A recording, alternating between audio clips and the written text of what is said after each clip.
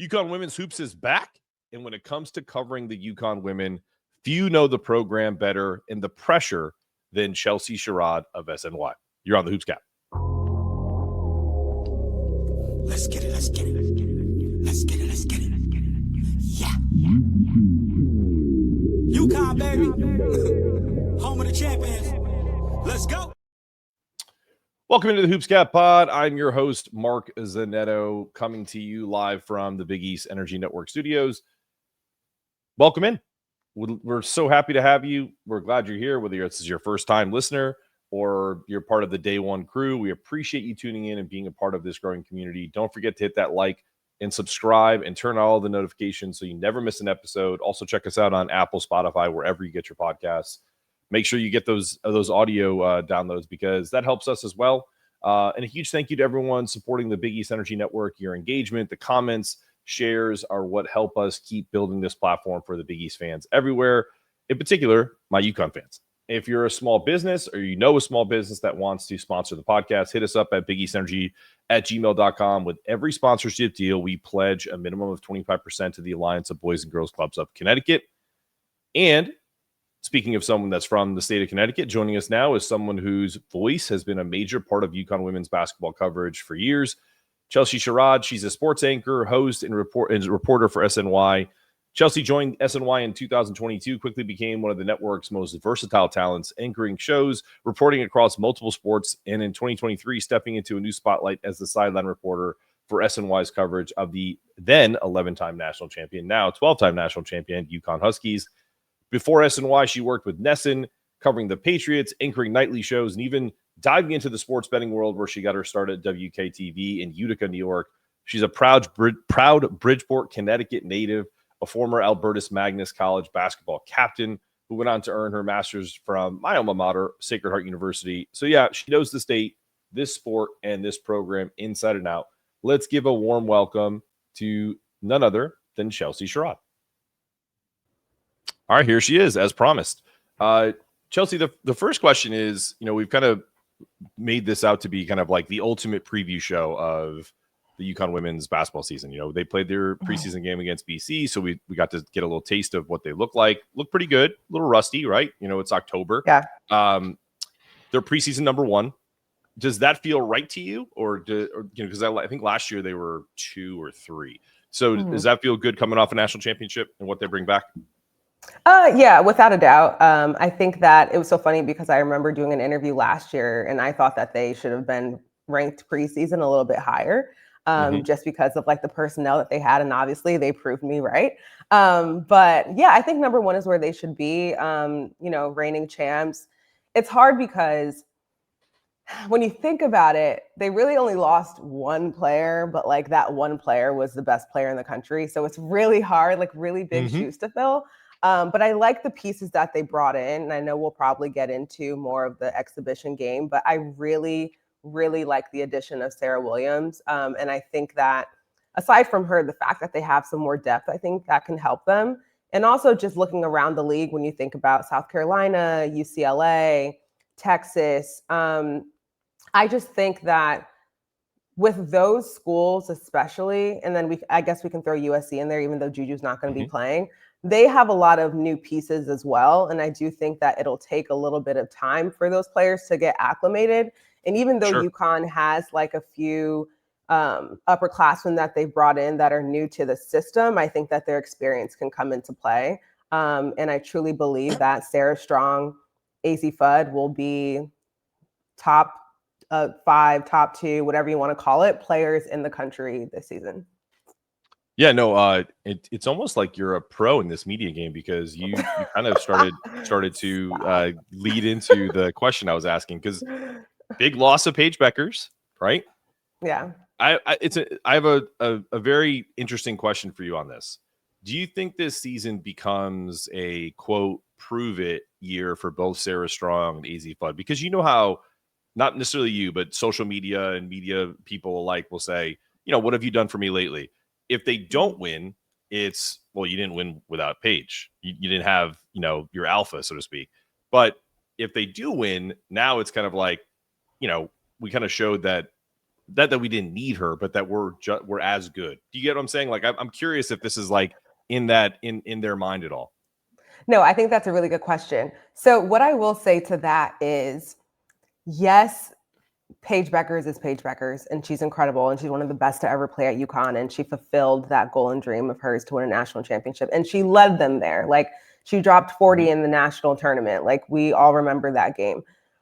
What I will say to that is, I don't know if it's prove it for Sarah Strong and Azzi Fudd, only because of the huge roles that they also played in that national championship win. Sarah obviously was freshman of the year last year. She showed up in big moments. She was major for them. She almost kind of was like, when you talk about second or third option in some games outside of Paige, Sarah was like that first option. And Azzi was the most outstanding player in the national championship or in the Final Four or whatever you want to call it.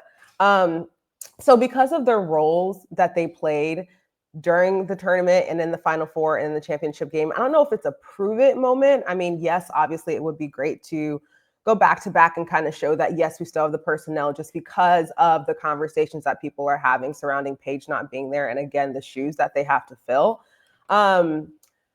But I don't think that is something that is like looming over their heads, so to speak, or like, I think as far as the UConn community is concerned, I don't think it is. And maybe it's not just because of how good they are, or it's just the fact that like UConn as a system is very team-based oriented already. And so they don't necessarily, I mean, even if you ask Paige, like she'd probably be like, yeah, we don't rely on one person or one player or whatever to lead us to the promised land, even though she's incredible. But I think that I don't know if they have to prove something. It would feel great, I'm sure. But like, I think they're just going to be hooping and kind of seeing what happens. Yeah, it's fair. And that was more, that's not how I feel. It's more just because I can see the writing on the wall already, where people are going to be like, wow, you lost because you didn't have, your girl there to save you. You know what I mean? Like that whole silly narrative. So I'm curious if that's a narrative that will take fold if God forbid they end up losing, which I don't really know they're going to.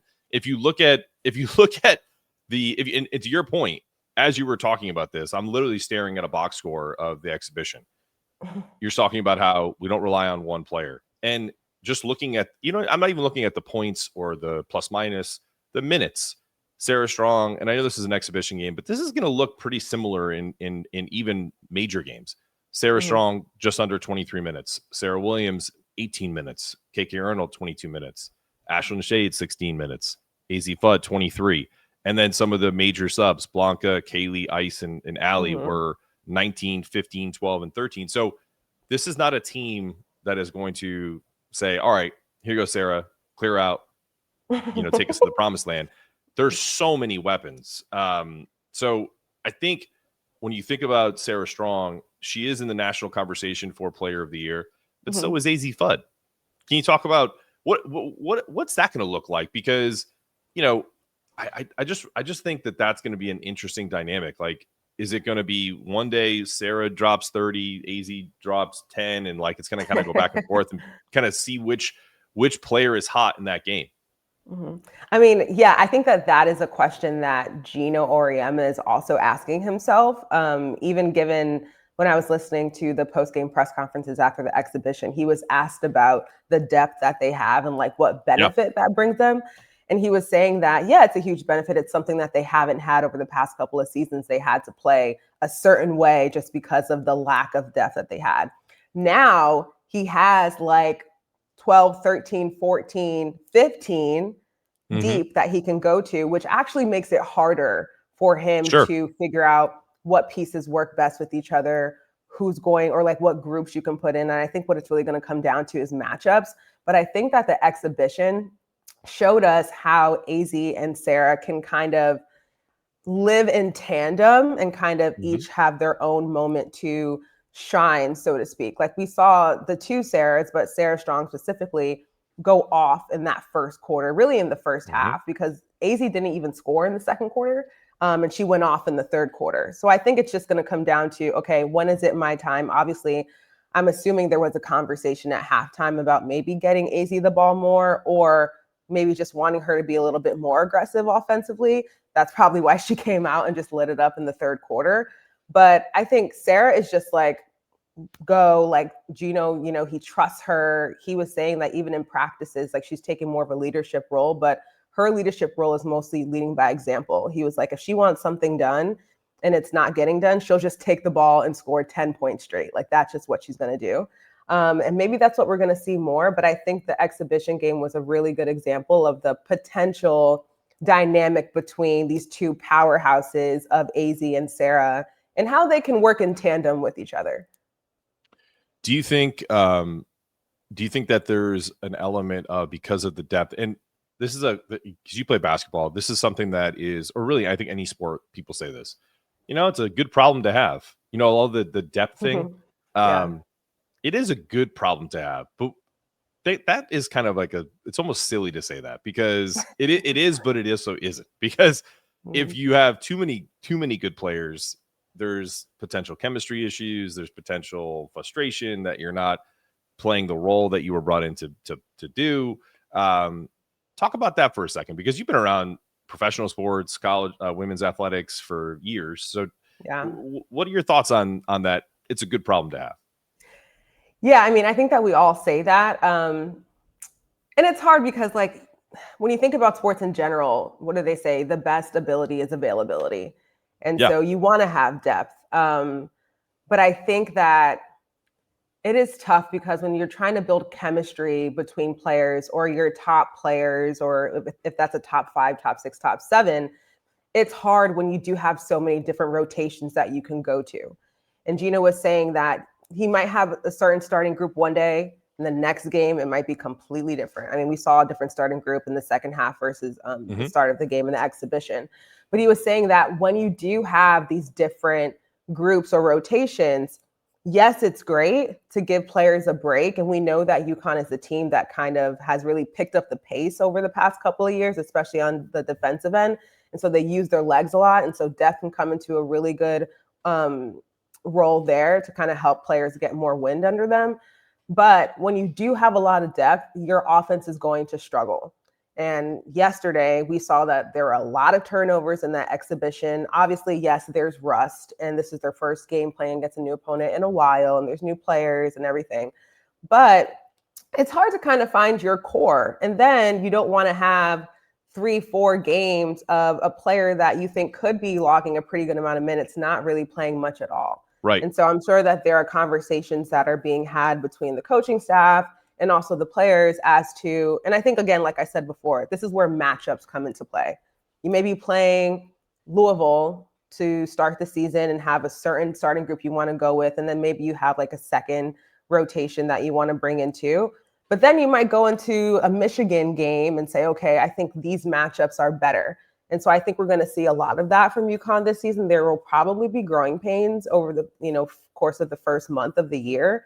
But it's hard. It's hard to, with a lot of personnel, it's just really hard to make sure that everyone feels like they're being purposeful, they're being used in the right way. What am I doing to help the team? How am I getting a benefit from this too? So it's hard. I'm sure that there are going to be a lot of conversations in the locker room around that too, but it's just not, like you said, a good problem to have. It is, but it isn't. We don't know what injuries could look like. That's just what's naturally going to happen throughout the course of the season. So we'll see what kind of changes they decide to make when and if that happens. But it's hard, and that's why we coaches just deal with that. Do you think I should ask Gino that question at Big East Media Day? Do you like the question? It's a good problem to have, and see what he says. You should. I would love to. I honestly would love to get his take on that, and frame it around. You have 15 players this year, and they're all very good. What goes through your head when I say that's a good problem to have? He says. I'm just curious. You should ask.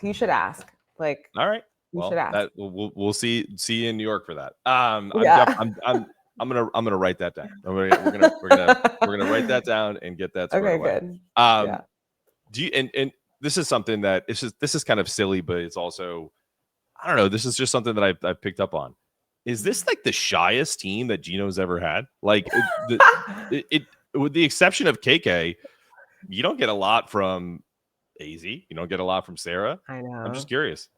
I mean, I think so. Even when I was watching the post-game presser with Sarah and Azzi sitting there with Gino, it was at one point after Azzi answered a question, because they were, Sarah and Azzi will look at each other and kind of wait to see who's going to say something.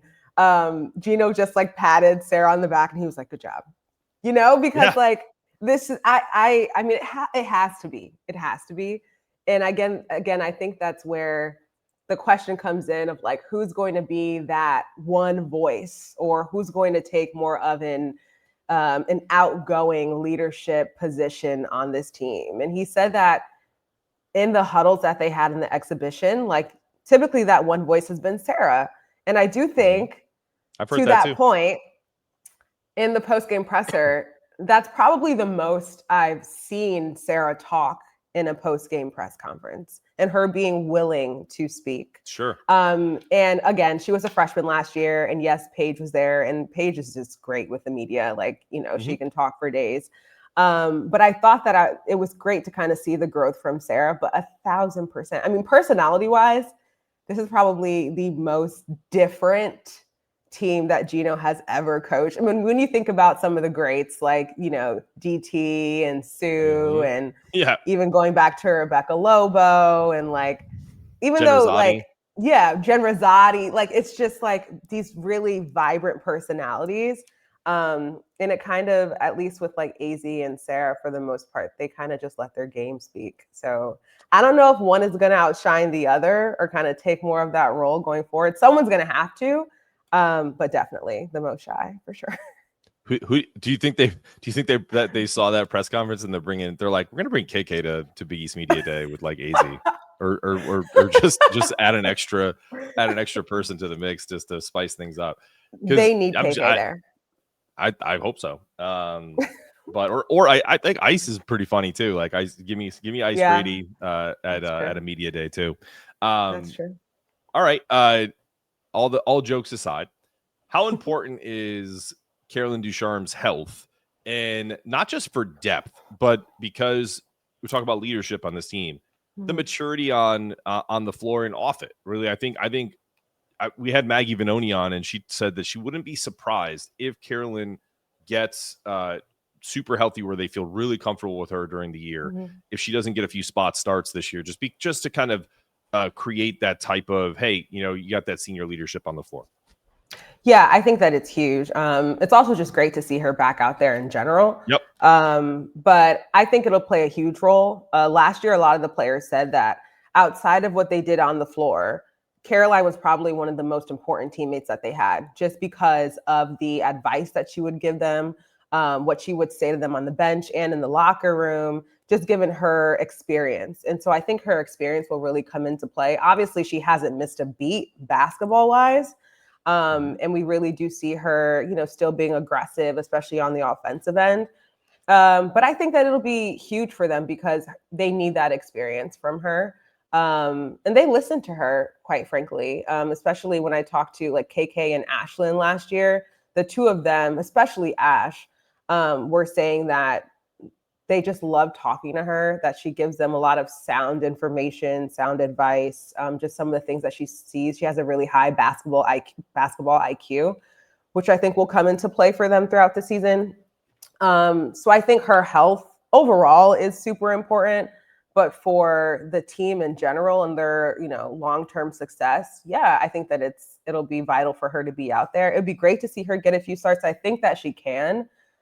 Just based on the trajectory that she's on and the progress that she's made. And maybe they could use her as maybe even like a second quarter spark. Like in the exhibition, did she come in the second quarter? I'm trying to think, or did she not come in until the fourth? Yeah, I think that they could probably use her more earlier in games, as where last year, she didn't come in until the game was pretty much over, obviously for health reasons. But I think that her health is super important for them and what they want to achieve. Last thing in terms of kind of 30,000 foot view of this team, because of the depth and because of the good problem to have. It seems like they're going to really wear teams down, press them. Is that something that you think, if I do ask Gino that question, do you think that's where he goes? Is essentially that's the major benefit, is that when they want to turn it on, it's not like they have to, throttle it back because they only have 7 healthy players.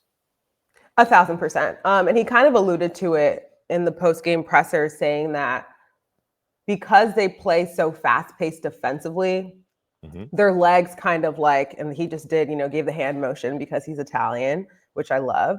But just like their legs they get tired way earlier than they would if they weren't playing at such an aggressive pace defensively. Sure.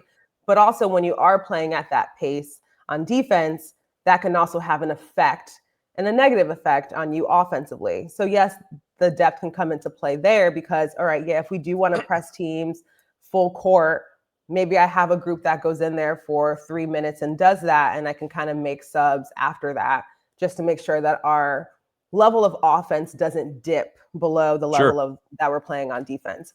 So that's probably where he will go, and I think that that's a valid explanation, and that's probably the biggest benefit that they will have depth-wise, because it's a lot. Like, they play so fast. Like, the way even that they were moving the ball offensively yesterday, they just move it around so quickly.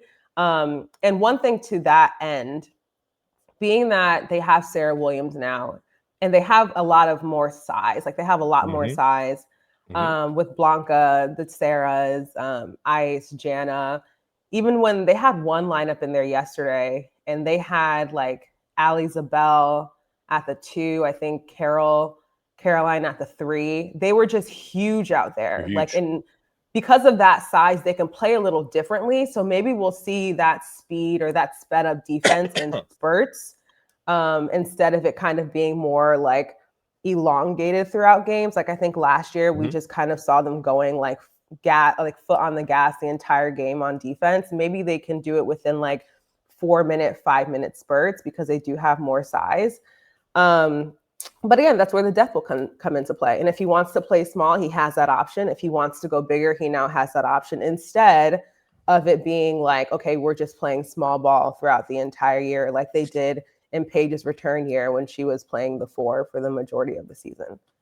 Yeah, and I also think that to your point, I think one of the biggest advantages that they'll have with size is they can go post heavy and get more 2-point baskets than really worrying about, last year when you press, if they had a rough day shooting, it's likely, like to your point, they lost their legs, or they just they're playing at such a fast pace. Shooting is all through your legs and then obviously through your upper body. But if you're not to say that the post players don't work as hard in the press, but if you're a front court player, you're the head of that snake. So it kind of almost benefits Sarah Williams, Jana, Sarah Strong to even a certain extent, where if they get more easy buckets down low, then they can kind of press more and then throttle it back and kind of pick and choose their spots. So I think that's a really great assessment. And I also do think that was a conscious effort, knowing who they have in personnel and KK and others, Ashlyn.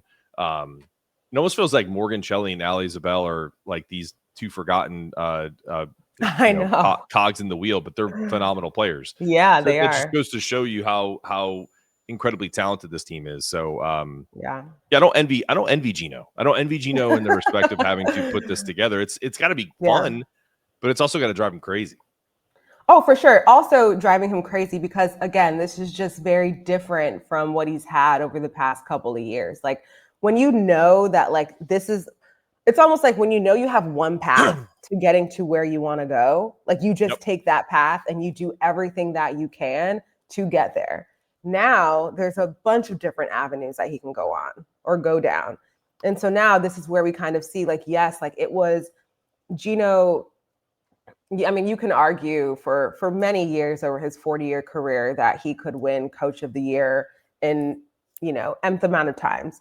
But like last year, and even the year before, making it to the Final Four, but last year, doing it with the personnel, all the injuries that they had to overcome over the past couple of years, even that Final Four year that they lost to Iowa, like the fact that they even made it there, like he has really shown us over the past couple of seasons that, like, he's a great coach and he has a great system and he trains his players to play and approach games in a certain way. And so now we're going to see how that coaching kind of shifts, or what differences and nuances are going to enter this season, just given the amount of players that he has. So, and I also, just to that point that we made again about the depth and them being able to play faster, Sarah Strong and Sarah Williams, but Sarah Strong specifically, they run the floor so well. Yeah. So even if they do want to speed up games at a certain time, like he's able to play or keep Sarah in for longer amounts of time just because of the shape that she's in. And for her to be able to run the floor, and even Sarah Williams, like she was kind of leaking out a couple times in the exhibition, which was great to see her using her legs too. But like the fact that they can do that at their size, I think can be a game changer for them too. Yeah, I don't think there's a surprise that that's the case, because, you know, like even someone like Gandy, who is a project, is that essentially was her, I think, her calling card, you know, talking to Kieran Quinn, who trained her when she came over from Ireland. She's a rim runner. You know, she runs, you know, rim to rim in like 4.2 seconds. So like at 6'6". So like that's got to be part of the, you know, the ethos of what these bigs can do. Yeah. And Gino's not going to have anybody that can't get up and down the floor. You know, that's the bottom line. For sure. Without a doubt. All right. So on to Gino. I have one question and maybe a follow-up on this that I'm curious, because you've spent time around him, around the program. From your time covering the program, what are some of the things you've seen from Gino that build chemistry and get his teams truly playing for each other? Wow, that's a great question. Some of the things that he's done to help build chemistry. You know, it's so funny because we talked about how this could possibly be like the most like shy team or like timid, reserved team that he's had. I do think that because of Gino's very outgoing and lavish personality, that he welcomes his players to be their full selves. Sure. It's so funny because over the past couple of weeks when they've been putting out content on like social media, there was one video where like KK was hanging from like the side of a basket, and like Gino came over and like tickled her, and then Sarah jumped up on the other side and tickled her. And I was like, when would this ever happen? Like when would this ever happen? And Gino was just like having a good time laughing. And it's like, I think that the reason why he's been such a great coach for so long, and again, the reason why his players buy into what he wants to do and the way he wants to do it, is because he meets them where they're at. And I think that the content that I've been seeing, the TikTok videos and whatever, is just an example of him being like, okay, this is you. I want you to be you. So I'm going to meet you there. And so then they feel more comfortable with him and they're able to build that relationship with him. And also build the relationship with the players. I think he has a ton of trust and respect for his players. And he talks about trust a lot with Sarah Strong. And I think when he does, it's almost polarizing because she's just so young, but he believes in her. And because he believes in her and trusts her and she knows that, she's able to just go out and hoop and just be Sarah and play the way that not only she wants to play, but the way that he has been training her to play. Sure. And because they have built that relationship and they're able to have those conversations, then he can be constructive, then she's receptive of it. And I think as far as she's concerned, as far as Azzi is concerned, and even like me growing up and being an athlete or whoever, being around teammates and everything, the best players on each team lead by example. And you almost want to, I don't know, like you want to prove to them that like, you know, I can be the best teammate for you. So it's almost like you're playing at a level, and because your teammates respect you so much, they also are rising to that level to be there with you. And so I think it just comes down to relationship building, trust, respect. Winning helps. So yeah, I mean, he's been able to meet his players where they are. And I think like even just seeing the way that they celebrated after the national championship last year, even like 2 years ago when they made it to the Final Four,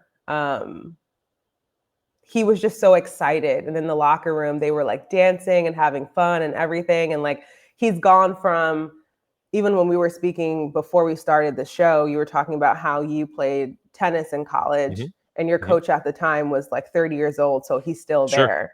Like Gino has gone from like almost kind of like peer, because he started so young, like almost like peer or like colleague with his players, to almost like uncle, dad, like with his players. Where now in this era, he's almost like the really fun grandparent. Yeah, with his players. And so for him to, again, be so vulnerable and joyous and just have a good time, and again, you know, take part in the fun that the players want to have, like, I think that just goes to show just like how much he's also bought into them, not just how much they bought into him and UConn as a whole.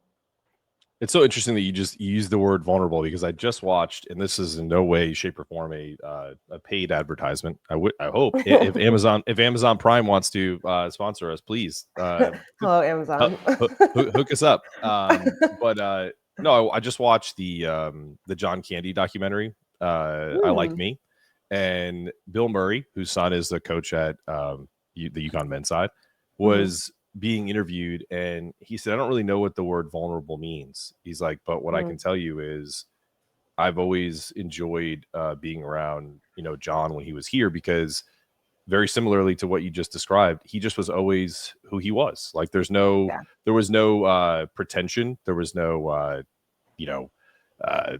faking anything. It was just, you know, oh, someone new is here, so I have to like turn it on. He just was who he was, and that's why he was so beloved. And I think in a way, so was Bill Murray. And I think that Gino is polarizing because he says things that maybe rub people the wrong way. But I look at it from that perspective. I don't really know too many people that have a strong feeling of dislike for Gino. I can say that I do for Dan Hurley. I don't mean that in a negative way. It's just, and maybe over time that'll change. You know, maybe that perception will change as Dan gets older. Who knows? But it's a great point. Like he really has kind of cycled through life as in different phases. It's 40 years. It's crazy. No, for sure. Yeah. So that's a long segue, but I kind of feel like he has a tell sometimes when he talks about certain players. And one of them is, just like a child, because he's very childlike in this respect, he makes fun of them. And he's been making fun of Blanca Quiñones pretty heavily in a very nice, playful way. Told her that she's the leader in turnovers in the free world in Ecuador, Italy, and the United States. Can you think of a story of a player or players he's gone in on that kind of fit that narrative from your time? Outside of like Paige, funny. Outside of like, you know, some of the ones that we've seen more recently. Oh man, that's a good question. I mean, I guess outside of Paige, the player that immediately comes to mind is Nika Mule. Okay, yeah. Because they always just had a very like trolling, playful, sarcastic relationship. I'm trying to think of anyone else. Honestly, he does it like with everyone, which is so funny. Even like in the post-game presser after the exhibition, a reporter asked a question. He was saying that Azzi said that her goal this year is to be one of the best on-ball defenders, or to grow in that area. And when he said who, like, I think some people would think he just needed to hear the question again, but me knowing him, I was like, okay, he's trolling right now. Because he knows who. But I think he does it with everyone. Nika immediately comes to mind. He would always talk about her like fouling out, because she would just foul out of games. And he's like, you know, like, are you going to stay in a game? Are you trying to foul out? Like, Nika doesn't care how many points she scores. She just wants to foul out of games. So he would always have those interactions. It's funny. I mean, Paige, obviously. I'm trying to think of who else. It's like in football when they say any given Sunday, it's like any given day. Whoever it's going to be, Gino's just going to pick on them. But again, that's what keeps it fun. Like that's what keeps it alive, so to speak, and like keeps them from taking things too seriously. Because yes, Blanca had 5 turnovers. Like it's not great. It's not great at all. But to keep the pressure off and give her a little grace, we're going to keep it light. And so by him saying that, he's trying to keep it light with her, which I think is, a strategy. For sure. But he's who he is, and it works. It works. All right. Before we let you go, let's do a few rapid fire questions. Most underrated player on this UConn roster right now? Oh, most underrated. This is not rapid fire at all because I really have to think about this. Oh my Take your time.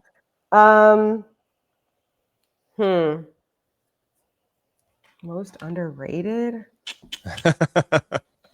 Man, that's hard. You know what? I'm gonna have to go with Ali Isabel. Okay. All right. Yeah. Most breakout player this season that casual fans or ones that don't follow it every day might not know yet, but will definitely know come February. Sarah Williams. Can I say that? Right. Yeah, of course. Okay. You can give me anybody you want. There was no caveats there. This one's easy. Funniest or most charismatic player on the team? Oh, KK by far. Oh yeah. She'll lead the league in that. Yep. Lead the league in silliness. If you had to describe this UConn team in one word, what would it be?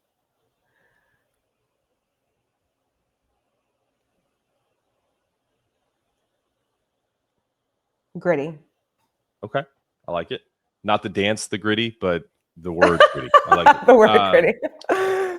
Finish this sentence. Come April 5th in Phoenix, UConn will be national champions. Okay. I like it. Listen, Chelsea, this is great. I always love having you on.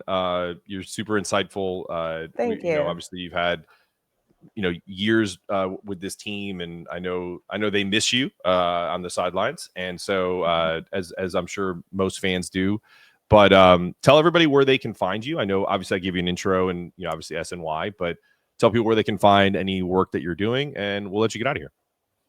Yes, thank you so much for having me again. I always have a great time on the Hoops Cap. I love just talking hoops with you. And I miss everyone too on the sidelines, but you all can find me again on SNY, also on my social media, on X, Chelsea Sherrod, on Instagram, Chelsea_Sherrod, and then on TikTok, where I'm going to start doing some more kind of post-game UConn videos, reviews, whatever, just trying to keep that community going. Just Chelsea Sherrod on TikTok. So thank you again for having me, Mark. This was a lot of fun. All right. There's Chelsea Sherrod. I'm Mark Zanetto. This has been the Hoops Cap on Big East Energy Network. We'll talk to you guys soon. Let's get it. Let's get it. Let's get it. Let's get it. Yeah.